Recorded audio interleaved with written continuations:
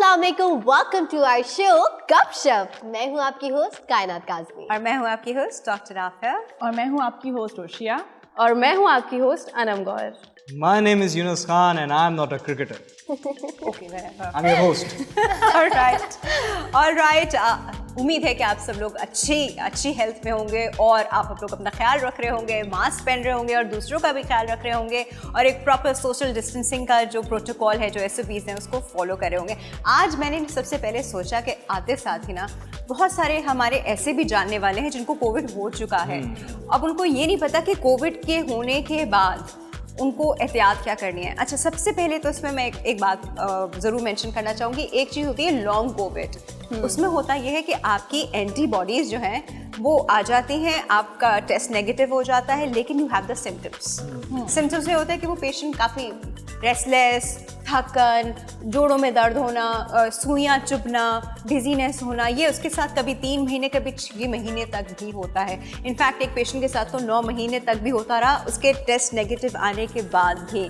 तो इसको कहते हैं लॉन्ग कोविड। ये एक साइन एंड सिम्टम्स है जिसका समझ नहीं आता कि क्या करें। मतलब इसमें सबसे इम्पॉर्टेंट चीज़ मैंने कहा आज हम बात करेंगे कि शुरू में, फिर उसके बाद और टॉपिक्स भी होंगे, मैं हम बात करेंगे कि जब कोविड से आप रिकवर कर चुके हों तो फिर आपका लाइफस्टाइल कैसा होना चाहिए और आपकी डाइट कैसी होनी चाहिए, क्योंकि सबसे ज़्यादा इंपॉर्टेंट इसमें होती है diet.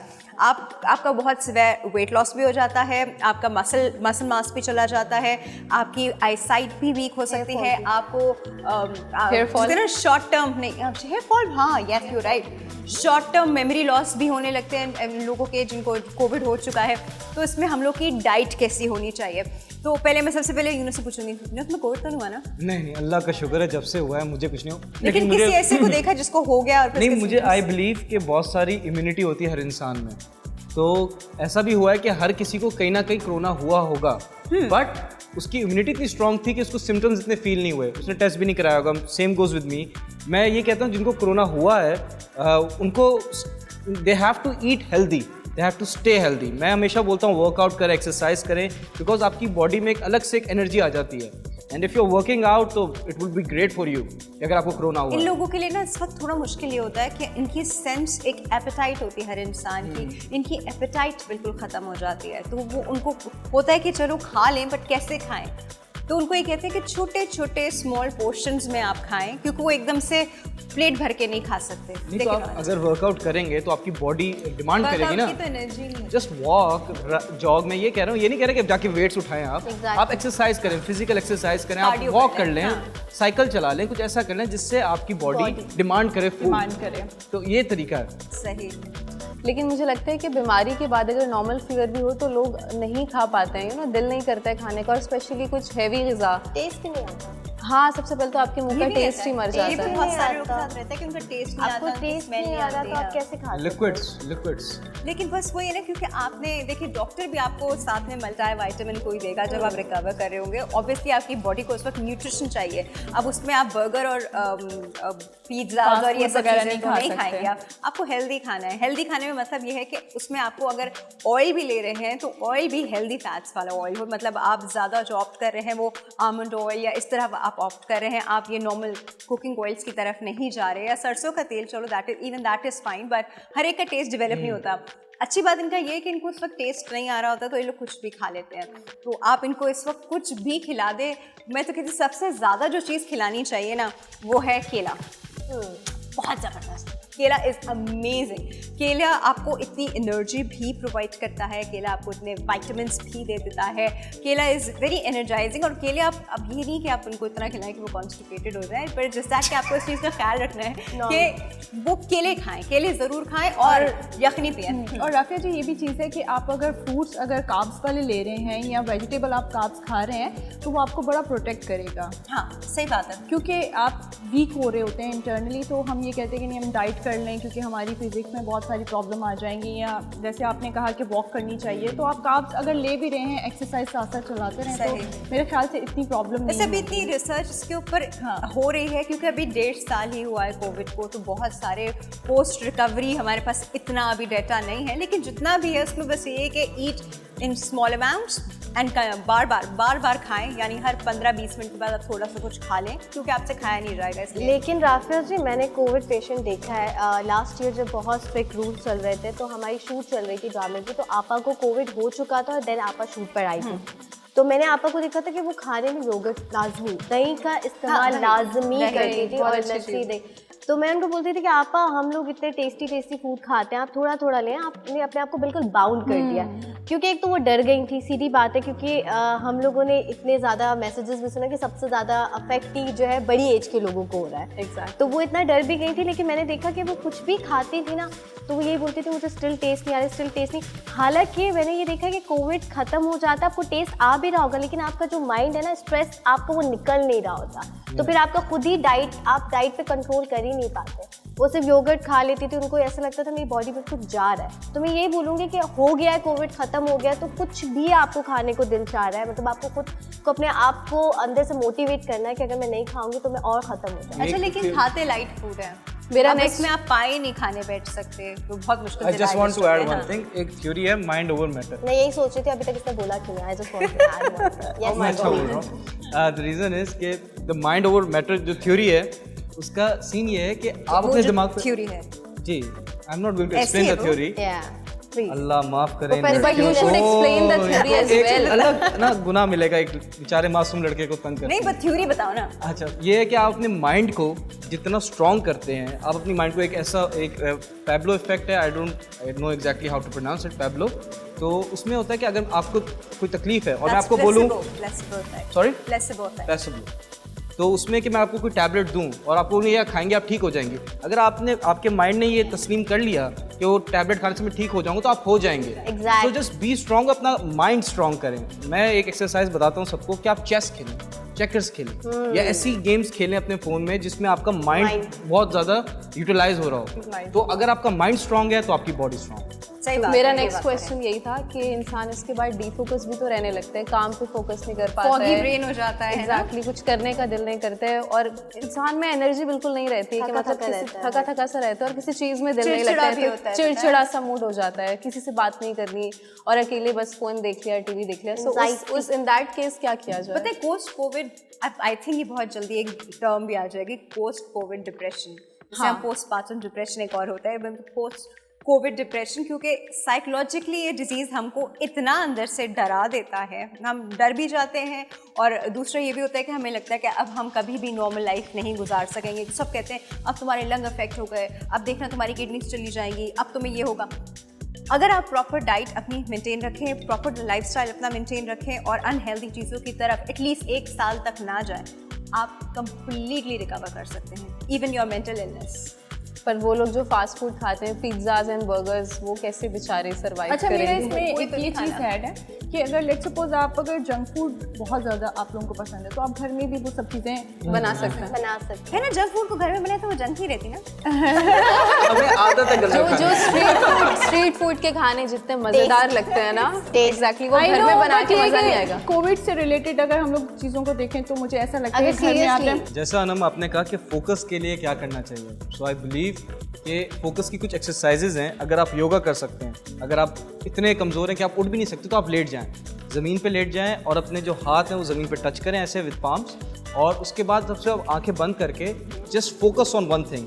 It can be either the sound of a fan, और आप अपनी आवाज़ खुद निकाल सकते हैं। जैसे कि मैं यूजुअली लोगों को बताता हूँ कि आप अपने चेस्ट पे हाथ रखें and use your vocal cords like, अच्छा, वो जो जैसे भी आप जी, करें। इससे वाइब्रेशन होती है आपके चेस्ट में। तो इससे क्या होता है, आपको एक साउंड मिल जाता है जिस पे आप कंसंट्रेट कर सकते हैं, and you can go to anything. Can you do it again? आप दोबारा करें। अपने चेस्ट पे आप हाथ रखें, आप चारों रखें, ठीक है, रखिए, okay. रख लें, नहीं, माइक हिल जाएगा। अच्छा, ऊपर ठीक रख है। लें, अच्छा, एंड अपना वोकल सबसे लोएस्ट सुर है उसको करें। कैन यू वैसे सबसे फनी तुम ही लग रहे हो। So funny. लाइक कोई बॉडी जो है ना वो सब लोगों ने किया है, सब लोगों ने। और ये बेस्ट एक्सरसाइज इसकी कब है, जब आप सुबह उठते हैं, आपने नोटिस किया होगा आपकी आवाज़ बड़ी बेसी और मोटी हो रही होती है। तुम्हारी तरह। वो तो अच्छी लगती है। जब आप सो के उठते हैं, तब हाँ, तब आपके body गले को पास रेस्ट के- मिला हुआ होता है। मैं ना एक बड़ी सीरियस बात कर रहा हूँ, कोशिश करें इसको समझने की। अच्छा, sorry. It's good for you too. तो वो बेस्ट टाइम एक्सरसाइज का, उस टाइम आपके गले को रेस्ट मिला होता है बिकॉज आप सोए हुए होते हैं। उससे क्या होता है, आपके कोर्ड्स और आपकी वॉइस में एक पावर आती है, एक बेस, एक फील होती है आपको। तो इट्स बेस्ट कि अगर आप डेली करें, 5 minutes 10 minutes it's up to you, लेकिन ये डेली करने से क्या होता है कि आपको होता है और फोकस इससे बढ़ता है। When you are focusing and आपकी आंखें बंद है and you are just concentrating on one thing, तो आपका फोकस बढ़ेगा। अच्छा, इवन अगर आप YouTube पे जाके भी सर्च करें कि रिलैक्सेशन म्यूज़िक या इस तरीके के वीडियोस ढूंढेंगे, तो अगर आप सिर्फ लेट जाएं और अपनी आंखें बंद कर लें, आप यकीन जाने आपको इतना सुकून मिलेगा। या इसमें एक और भी चीज़ हो सकती है जो पर्सनली मैं करती हूँ, मतलब वंस या इवन कि ये साइंटिफिकली भी प्रूवन है, आपको महीने में 1 या 2 दफ़ा कम से कम मसाज ज़रूर लेना चाहिए। It's really important. लेकिन यहाँ पे अवेयरनेस की इतनी कमी कि लोग इस चीज़ को इग्नोर करते हैं। I just want to add one thing कि जो लोग अफोर्ड नहीं कर सकते स्पा जाके मसाज लेने के लिए, तो मैं आपको बताऊँ, हाथ और पाँव जो हैं आपके, ये आपके प्रेशर पॉइंट्स, आपकी बॉडी कनेक्टेड है। तो अगर आप सिर्फ यहाँ पे अपनी ऑयलिंग कर लें या पाँव के नीचे बिल्कुल वहाँ कर लें, तो it will give you a good relief. तो आपकी जो ब्लड, जो आपका ब्लड रुका हुआ है, वो ट्रैवल करना तेज हो जाएगा। बस कर लें, ब्लड सर्कुलेशन इसी बात पे ब्रेक ले लेते हैं। ब्रेक के बाद सर्कुलेशन की बात पे ब्रेक ले लेते हैं ना। सर्कुलेशन से मुझे महविश याद आई। अनम, आप महविश के बारे में कुछ बताना चाहेंगे? Oh yes, really informative. Break के बाद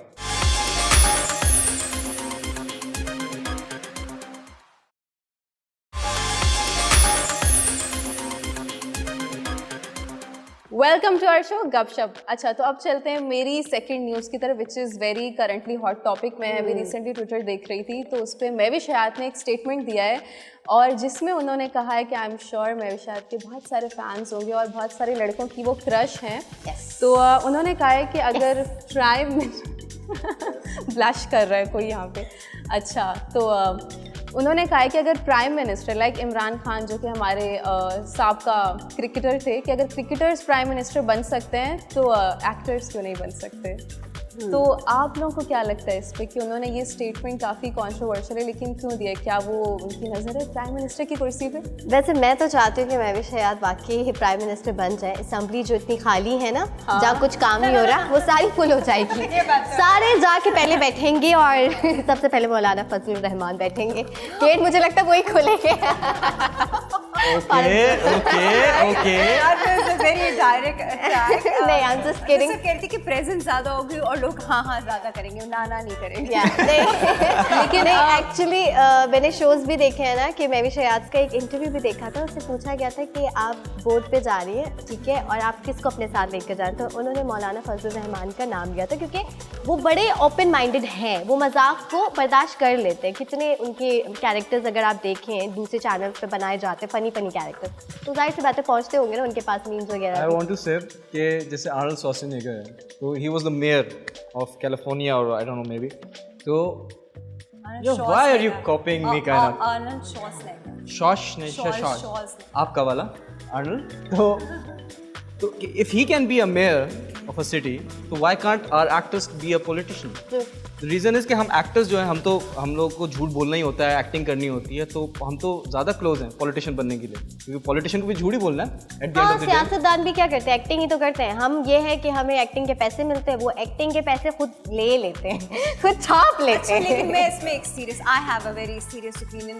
मुझे लगता है प्राइम मिनिस्टर बनना कोई अनक्वालिफाइड इंसान प्राइम मिनिस्टर नहीं बन सकता। The person should be stable, उसकी लाइफ शुड बी स्टेबल, उसका माइंड शुड बी स्टेबल, उसके पॉइंट्स ऑफ व्यूज़ हमें पता हो, वो पाकिस्तान को कितना अच्छा रिप्रेजेंट कर सकता है, पाकिस्तान के लिए क्या क्या कर सकता है, ये इंपॉर्टेंट है। अब उसका फेम एज अ क्रिकेटर है या उसका फेम एज एन एक्टर या एक्ट्रेसेस है, इसकी वजह से वो प्राइम मिनिस्टर बन जाए, तो ये तो कोई क्वालिफिकेशन ही ना हो। नहीं, लेकिन हम लाइफ टाइम ये तो वो चीज़ नहीं हुई कि आप I don't agree to this, you need to have certain qualification to be a prime minister. And what is that? Qualification के लिए आपको एक तो जो थ्योरी में है वो है कि आपको मिनिमम ग्रेजुएट होना है, लेकिन सिर्फ वो ग्रेजुएशन, वो तो हर दूसरा इंसान यहाँ पे आपको नजर आएगा ना। एक होती है मेंटल क्वालिफिकेशन, कि वो उसका शऊर का लेवल क्या है, वो किस लेवल पे जाके डिसीजंस ले सकती है, वो कब स्टेप्स ले सकती है, शी रिस्क टेकर और नॉट, ये सब हमें उनकी अप्रोच जब वो इस चीज़ को प्रॉपर्ली फॉर्म करेंगी तब पता चलेगा। लेकिन निजी चैनल पे, इंटरनेशनल चैनल पे बैठ के उन्होंने कहा था कि हमारा जो पड़ोसी मुल्क है हमें हमेशा दिखाता है दहशतगर्द, हमें हमारा कभी अच्छा साइड नहीं दिखाया, मुस्लिम्स का अच्छा साइड है, और हमारे ही मज़हब में पीस का जो है बार बार बताया गया कि पीस, और हम दुश्मनों को रहम, मतलब काफ़ी एग्जाम्पल्स हैं। अगर आप बादशाह हिस्ट्री पे भी चले जाएं तो उनका कहना था कि वो चीज़ें कभी नहीं दिखाएंगे, हमारे हिस्टोरिकल जो हीरोज़ हैं उनको भी विलन के रूप में दिखाएंगे, उनको भी पागल, सनकी, साइको। तो उन्होंने बहुत जगह पर अपनी कंट्री को और अपने रिलीजन को पॉइंट आउट, मतलब एक पॉजिटिव वे में करवाया है। तो मुझे उनका जो पॉइंट लगता है कि अगर वो कह रही हैं इस तरह का, तो इसमें भी उनका कोई ना कोई मकसद होगा कि भाई जाहिर सी बात है एक्टर्स को भी चांसेस, क्योंकि क्या होता है हम एक्टर्स को सिर्फ फन में लेते हैं, एंटरटेनमेंट में लेते हैं, लेकिन एक आर्टिस्ट कितना संजीदा होता है ये आपको पता नहीं है। लोग लेते ही नहीं है सीरियस। और सबसे अच्छी बात ये, एक मिनट, उन्हें तमगा इम्तियाज में मिला था कुछ वक्त पहले, और वाकई मुझे लगता है वो बहुत डिजर्विंग है। जिस तरीके से उन्होंने हिट मूवीज़ दी हैं बॉक्स ऑफिस से, मुझे नहीं लगता किसी और हीरोइन ने अपनी पाकिस्तानी इंडस्ट्री से अब तक दी हैं। सो बिल्कुल ठीक कह रही हैं अनम, क्योंकि बिकॉज इनकी जो बात है वो मैं भी शयाद पर है कि वो वाकई में जो इनकी स्टोरीज हम लोग देखते आए हैं, जो हमारी फिल्म इंडस्ट्री है वो बेसिक एग्जैक्टली, तो उनका काफ़ी स्ट्रॉन्ग वहाँ पर चीज़ उनकी रही है, ठीक है। और वो मुझे नहीं लगता कि कोई और एक्ट्रेस ने वहाँ पर अपनी चीज़ें बनाई हैं या उन्होंने अपना नाम बनाया है, तो इसीलिए मुझे ऐसा लगता है। Let me speak Rafia, let me speak, मेरी बात वहीं फंस गई है। नहीं, तो अगर वो सोच भी रही हैं इस पॉइंट ऑफ व्यू से, अगर वो सोच भी रही हैं, तो मुझे नहीं लगता कि वो गलत सोच रही है। नहीं, लेट मी स्पीक। आपने कहा कि मेंटल क्वालिफिकेशन, हमारा लॉ उसका नहीं कहता, हमारा लॉ कहता है ग्रेजुएट होना चाहिए, सादिक और अमीन होना चाहिए। तो हमारे मुल्क में कौन सादिक और अमीन है मुझे बताएं। सिर्फ वो वाली बात, सादिक है और जिसका नाम अमीन है। ओह माय गॉड राफिया, नहीं but on a very serious note कि आपका लॉ अलाउ कर रहा है, तो it can be an actor जो ग्रेजुएट है, it can be doctor, it can be a doctor. हमारे प्रेसिडेंट साहब हैं डॉक्टर, तो बहुत सारी चीजें, इट्स नॉट अबाउट प्रेसिडेंट साहब डेंटिस्ट हैं, तो उनको आप भी आपकी बरादरी की मिल गई। एग्जैक्टली मेरी बरादरी के। तो मैं ये कहना चाहता हूँ कि आप जो एज एन एक्टर या जिसकी भी बात कर रहे हैं कि ये मैटर नहीं करता। जितने पॉलिटिशियंस गुजरे हैं, बहुत सारे हमारे, अगर हम सर्च करते हैं करप्ट लीडर्स, तो हमारे पाकिस्तान एक्स प्राइम मिनिस्टर है, उनका नाम आता है करप्ट लीडर्स। या गूगल पे आप सर्च करें, you get the first name of him. Exactly. तो अगर जिनकी अभी वीजा एक्सटेंशन नहीं हुई। हाँ।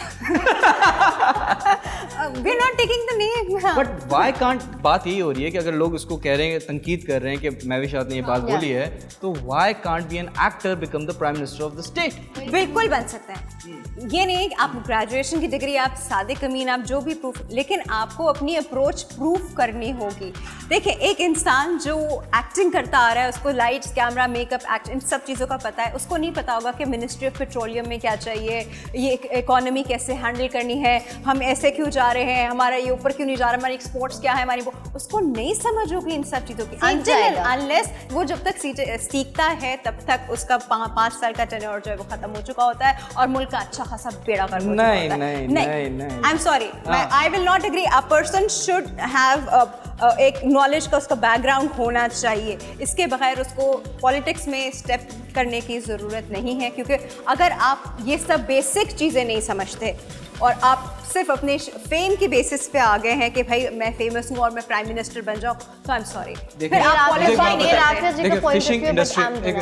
फिशिंग मिनिस्ट्री है, फिशिंग इंडस्ट्री है, तो एक प्राइम मिनिस्टर को ये आना नहीं चाहिए कि उसको मछली कैसे पकड़ी जाती है, उसको ये नहीं आना चाहिए। उसने लोग रखे हुए हैं, मिनिस्टर्स रखे हुए हैं, उसके नीचे एम्प्लॉइज हैं, वो कैसे रखेगा? पहले उसको वो फिशिंग का पूरा बिजनेस पता होगा कि इसमें किस तरह के लोग चाहिए होते हैं, मगर ये सोच चाहिए होगी। मगर आफिया जी, जो हमारी इंडस्ट्री में हेड ऑफ द स्टेट, उसका काम नहीं है नीचे। नहीं He needs to appoint the good people, that's it. आपने अपने घर में एक मेड रखनी है, काम तो सारा मेड ने करना है ना, आपने थोड़ी करना है, लेकिन आपको पता है ना कि आपने मेड से क्या काम लेना है। तो हमें पता है कि हमें अपने प्राइम मिनिस्टर से को क्या काम लेना है। मुझे खाना बनाना जरूरी नहीं है, मुझे उस मेड को चूज करना है उसको खाना बनाना आता हो। सही, लेकिन आपने चूज कैसे किया?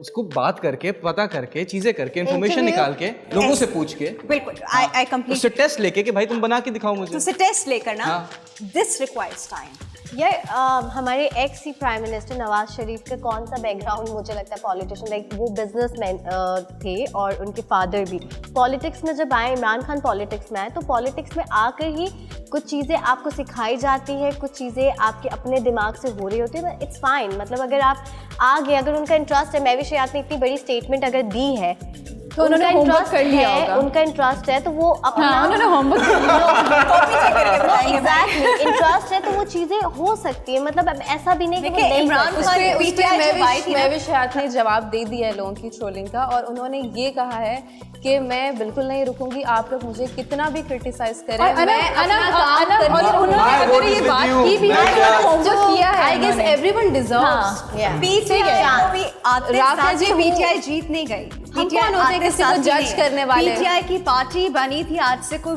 20-22 साल पहले, और अब आके इन दे वॉन द इलेक्शन। कोई आज से नहीं बनी, तो वो 20-22 साल का वो एक्सपीरियंस है उनके पास, 20-22 साल की लर्निंग है उनके पास।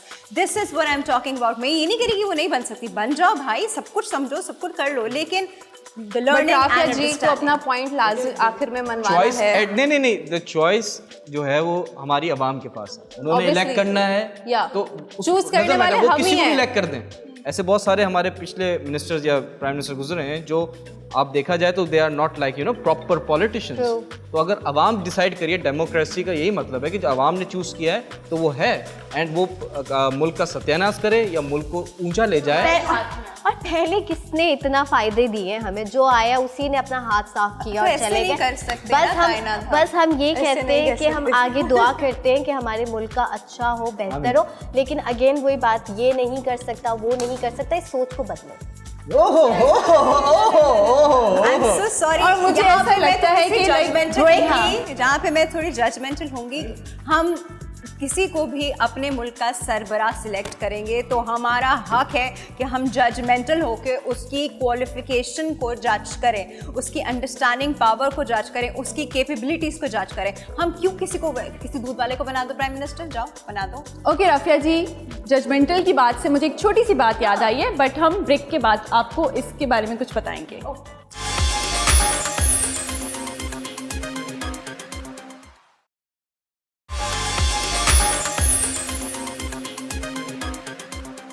Welcome back.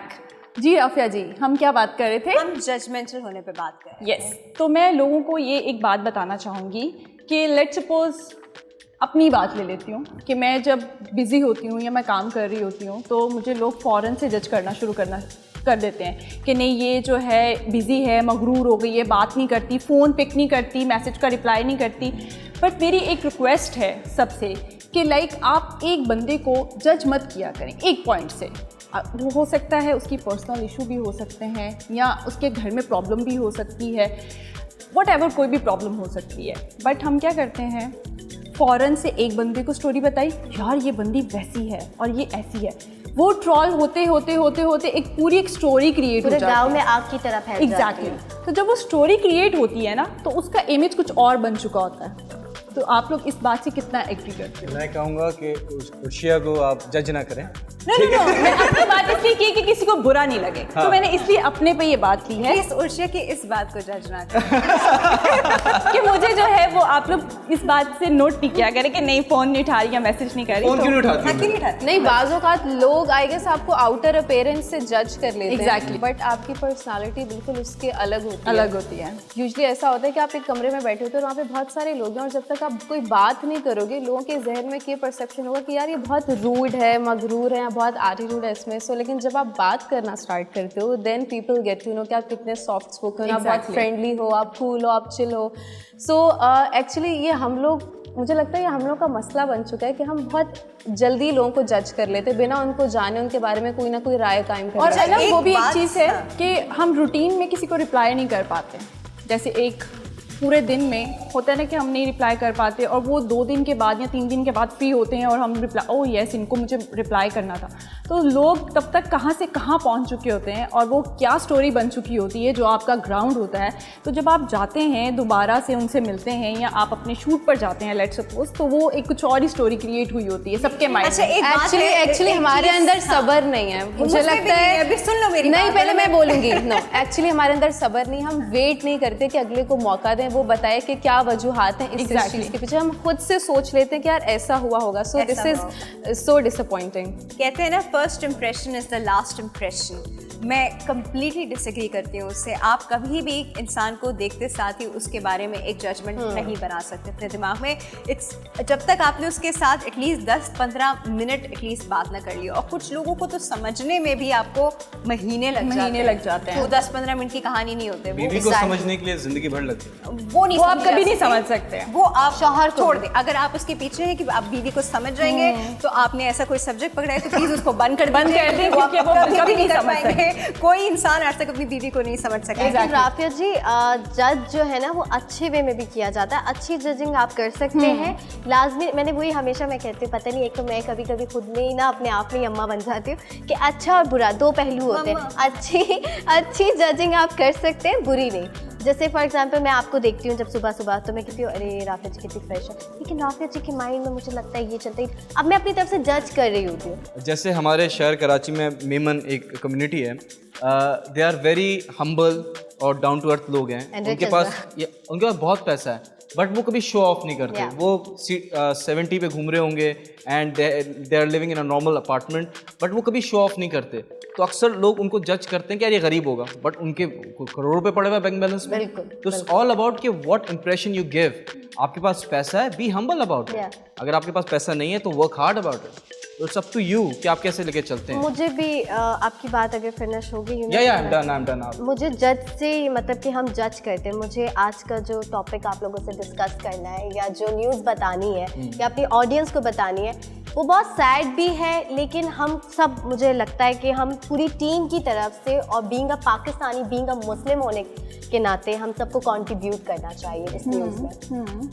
बहुत ही अफसोसनाक, शर्मनाक वाक़या जो हुआ है रहीम यार खान में, यकीनन लिटरली मैं पहले तो इस वाक़ये की मज़म्मत करती हूँ अपनी पूरी टीम की तरफ से, आप सबकी तरफ से और पूरी टीम की, अपने डायरेक्टर, प्रोड्यूसर, कि हम लोग इस तरह की चीज़ों पे अपनी खामोशी इख्तियार नहीं करेंगे। हम बोलेंगे और बार बार बोलेंगे। जितनी बार ये वाक़यात हमारे प्यारे मुल्क जहाँ पे हम सब मिलजुल के रहते हैं, बहुत प्यार से रहते हैं, I have lots of friends जो इस मुल्क को उतना ही प्यार करते हैं जितना हम करते हैं, तो हमें अपनी अक़लियतों को तहफ़्फ़ुज़ कैसे देना है। तो ये मेरी ऑडियंस भी, मुझे लगता है कि इस बात पे तो वो ज़रूर एग्री करेगी कि हमें इन चीज़ों में नहीं पढ़ना कि तुम क्या हो, तुम्हारा फ़िरका क्या है, मैं तुम्हारे साथ नहीं खा सकती, तुम्हारे साथ नहीं बैठ सकती। हम सब ने मिलजुल के रहना है, क्योंकि इंसानियत सबसे बड़ा मज़हब है और यही दीन इस्लाम हमें सिखाता है। और मैं ये जो बात कर रही हूँ, ये बात एक टेम्पल, ये वाक़या एक टेम्पल में हुआ जहाँ पे उनके लिए वो मुक़द्दस मकाम था, जिसके अंदर घुस के एक तो जूते समेत, लकड़ी, डंडे समेत मूर्तियों को तोड़ा गया, क्योंकि यकीनन उनकी दिल आज़ारी हुई है। वीडियोस डाली गई, हंस रहे हैं। आपको शर्म आनी चाहिए, क्योंकि मुझे लगता है कि इन लोगों का ताल्लुक किसी भी दीन से नहीं है। ये दीनदार नहीं है। लिबादा ओढ़ के तो आप कुछ भी बन सकते हैं, कुछ भी बन सकते हैं, लेकिन इन लोगों का ताल्लुक किसी दीन से नहीं है। इसीलिए मुझे ये बात बार बार कहना पड़ रही है। मैंने अपनी वीडियो में, अपनी स्नैपचैट पे, अपनी इंस्टा पे कहा कि हम सब एक हैं और हम सब पाकिस्तानी हैं। बाद में पहले हम इंसान हैं, हम पाकिस्तानी हैं। मज़हब, चीज़ें, तफरकाबाजी हमें नहीं सिखाया गया। और मुझे खुशी इस बात की है कि इमरान खान ने, चीफ जस्टिस ने बाकायदा एक्शन लिया है।